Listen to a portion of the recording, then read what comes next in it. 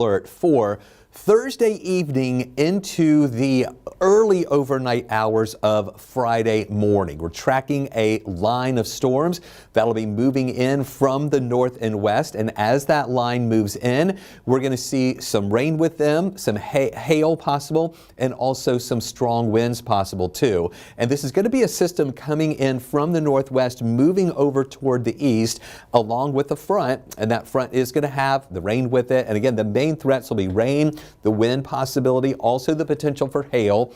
The tornado risk is on the low end, but it's not zero. I'm really not that concerned about tornadoes with this, but it's mainly going to be the rain, wind, and the hail risk in association with that. The good thing about it is a fast mover, so it's not going to linger around for a while. In fact, our weather impact alert is going to be in effect for maybe 6 or 7 hours as the system moves in from the northwest down to the south and east. Now, I'm going to talk more about that system that's on the way coming up, but I wanted to give you an update on the latest surveys that came in from the National Weather Service. Now, I know yesterday we told you about the Spalding County tornado that was going to be rated an EF1. This is from Monday storms, but the Weather Service released their survey this morning, and what took them a while to get the survey out, they were trying to determine if there were 2 separate tornadoes in Spalding County or if there was one long tornado that went through. But they have determined there were 2 separate ones. And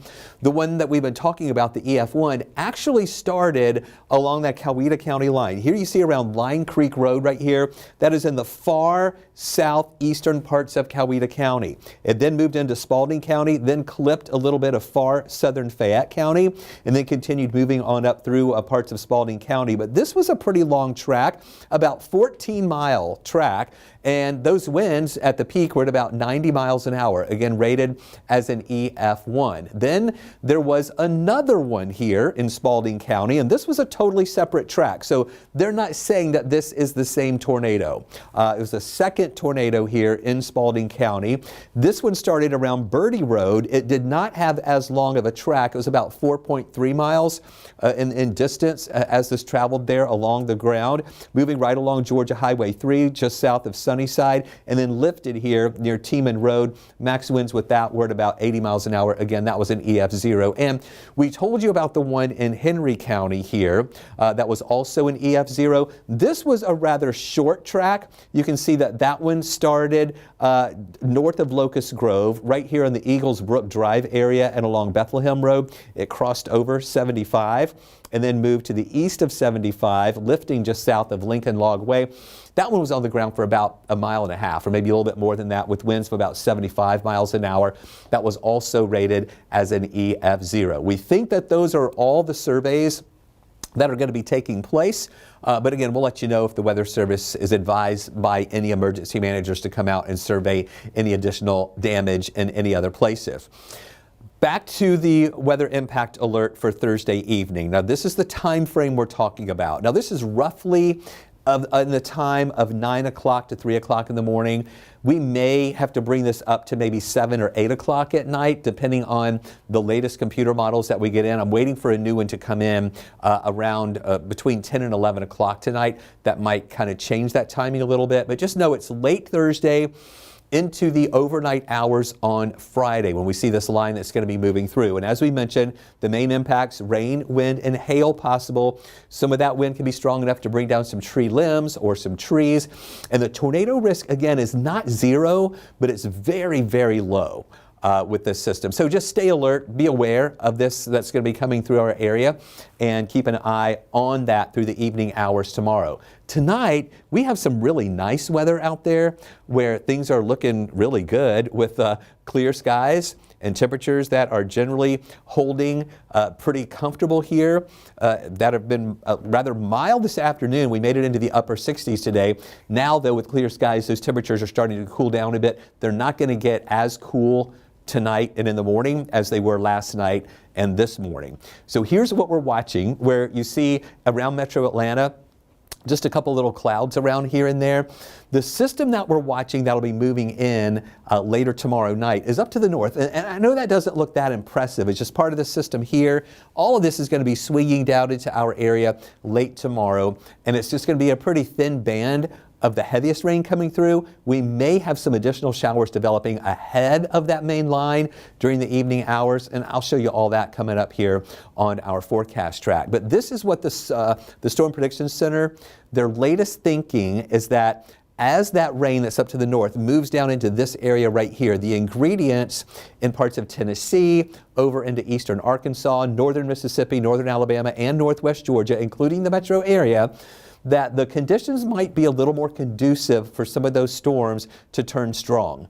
And as you can see, they have pushed the level 2 of 5 risk into the Atlanta area. Earlier this morning, that level 2 risk was just only up in parts of northwest Georgia, but now they're extending that, extending that into the metro Atlanta area. Now, I also think this is a conditional risk. This isn't like a high-end level 2 risk or anything, but just know that these storms will move through quickly, could have some thunder and lightning with them, hail possible, strong winds possible, and that very low risk for a tornado. I think the tornado risk will be a little higher in North Alabama back into Tennessee, and even with that, it's not a really big-time risk. So the risk for rain and strong winds is moderate. Now, the rain could be heavy as it moves through, but it's moving through so quickly, it's not going to leave a lot of rain behind. So a lot of times when you think of heavy rain, you might think of it flooding, but this is going to be heavy rain for just a brief period. So we may not see, we'll probably see much less than an inch of rain coming through, even though that rain can be coming down at a big rate, a heavy rate, heavy rate at times. So just maybe some pockets of brief heavy rain pushing through. The wind is also in the moderate range. Tornado risk is very low. And then the hail risk with this system is up a little bit, thanks to some colder air aloft. And we might see some updrafts bringing some of that rain up into those updrafts. It'll freeze, come back down, maybe go back up again and make those little hailstones a little bit larger. So those are the 3 main things we're going to be watching for those storm threats during the late night hours here on Thursday. Take a look at these temperatures. We made it up into the upper 60s for a high today, a little warmer than it was yesterday. We're going to cool down again into the 40s by tomorrow morning, and then go back up into the 70s here tomorrow before those storms start moving in. We're also dealing with some cooler air in the outlying areas. We have 55 right now in Covington, Carrollton 56, Peachtree City 54, LaGrange 55. North metro areas, lower 60s in Marietta and also Duluth, and then more of the 50s in Athens, also Canton and Gainesville, and elsewhere in North Georgia. We see some of those 50s around. Now, as we're talking about those showers and potential storms, excuse me, I'm so sorry. As we talk about those showers and potential storms moving in late on Thursday, just know that the daytime hours are looking dry. I really think that most of the day on Thursday, we won't be dealing with any rain. And here's that cool start in the morning at 48. That's not as cool as it was this morning. We're up to 52 at 9, then 63 at 11 o'clock. There you see those 70s, around the mid 70s for highs tomorrow afternoon, which is back to above average. We should be around 72 degrees for our average high for this time of year. So we're back to just a little bit above average when we've had a few days of temperatures that have been a little bit below the average. The rain chances will be higher on Thursday night. Now remember, daytime hours are going to be dry. When you see the 60% chance for rain, just know that that's not going to be till later on in the day. Then that moves out. By Friday morning, the main storm system will have already moved out, and we may even see some sunshine breaking through, but we're not finished with the rain chance yet. There will be a little bit of wraparound moisture that comes in the afternoon to give us a few additional showers, but that rain chance is at about 30%.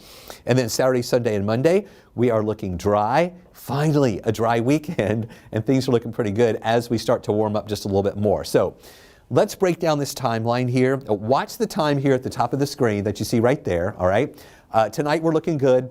Tomorrow morning we're going to be looking pretty good. This takes us into the afternoon hours here on Thursday. We will see a few more clouds that'll be mixing in with the sun at times, but notice no rain in our area yet, and you don't even see it building out to the west yet, but that's going to change during the evening hours. As you can see, it quickly starts to feed in here. This is at 9 o'clock at night where we see some of these showers around. Some of these could have some thunder and lightning with them. And this is ahead of that main line. The main line is still back here into Alabama at 9 o'clock at night. So we could have some showers ahead of that main system. And then as this all moves in, here we go. This is at 11 o'clock at night where we're going to see these bands of moderate to heavy rain, more of this back out to the west of us. That's the part that has the better chance of turning strong briefly, and maybe just some isolated stronger storms that'll be there along with that, with again the wind and the hail threat with it too. Watch how this sweeps through. This is at 1 o'clock in the morning. By then, most of that heavier rain is down to the south of us. We'll still have a couple of lingering showers left behind, but that all moves out pretty quickly. 3 o'clock in the morning, some of these showers still on the south side, the back edge here around metro Atlanta. And by the time most people wake up on Friday morning, this is at 6:30 in the morning, 6, 7 in the morning, all that rain's out of here, and we'll see some clearing skies, a little bit of sunshine, but don't let that fool you because we're not totally finished with the rain yet here on Friday. Lunchtime will still be dry with some sunshine around, but it's in the afternoon. This is the wraparound moisture on the back side of the low that's well up to the north.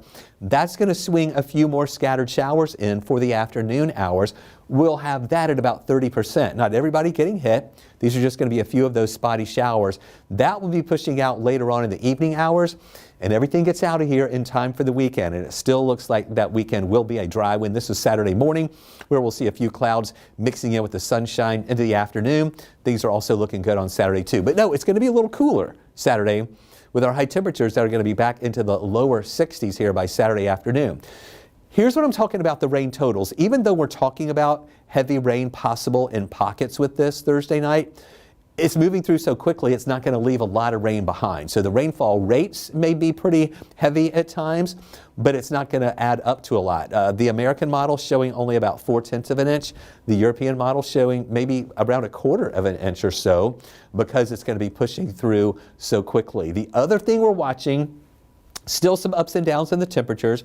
We had the cooler air this morning. It started moderating a little bit today. That warmer air is going to be with us here on Thursday, as well as on Friday. That pushes away. The cooler air starts to move in. This is going to be behind that rain, and you can see that northwest flow that's going to be pushing in here. We will see that cooler air moving in with highs back to the 60s on Friday. Saturday, highs only in the lower 60s, we're thinking, even with the sunshine that's going to be returning. And then we start warming up a little bit more. You see that cool air leaving on Sunday. We see the warmer air moving back in, getting into the 70s. And then on Monday, we may even see highs in the lower 80s here. That'll be feeling really nice, a nice way to start the week. And then cooling back down again, back to the lower 70s and maybe even 60s here on Tuesday and on Wednesday. So the low temperatures, this is how the clouds and rain will impact that. We'll be cool again on Thursday. Friday morning, when we still have maybe a couple of clouds around before all that moisture moves out, it'll be 52. Cooler Saturday morning at 45. Sunday morning 43, and then 48 on Monday morning. And then here's a look at the high temperatures, how they'll be warmer on Thursday. And then Friday, cooling to 66. And then on Saturday, 64 degrees for our high temperature with sunshine. And then we start warming up a little bit more. We're at 72 on Sunday, 81 here on Monday. And that's going to be feeling really nice, a nice way to start off the week with those warmer temperatures. Now here's a look at that rain. Friday, again, we're looking at some of those showers around, that wraparound moisture, bringing in some of the scattered showers. And then we're dry here Saturday, mostly sunny skies, maybe a couple clouds here and there. Sunday is also dry. Monday is also dry. Going into Tuesday, a weak little system coming in, giving us a low rain chance. We're just going to go with a 20% chance for a shower there on Tuesday, then drying out again for your Wednesday. So this is how it all times out in your 7-day outlook. We have that weather impact alert for the second half of the day on Thursday with the rain and the potential for storms that'll be moving through. And then we'll continue to watch that system move out of here Friday, the potential for some wraparound moisture on the back side of the system, keeping us with about a 30% chance for a shower into the afternoon hours. And then the weekend, yes, looking dry, mostly sunny skies, but chilly, 64 Saturday, A cool start Sunday at 43, but then a high of 72. There's that 81 for Monday. Low rain chance Tuesday with a high of 79, cooling down a little bit more on Wednesday with a high temperature there of about 73 degrees. So be sure to keep with us right here on 11 Alive and 11 Alive Plus. We will be streaming more extended coverage through the evening hours here on Thursday night, really beginning around 8 o'clock as we track those storms moving through. And that's right here on 11 Alive Plus.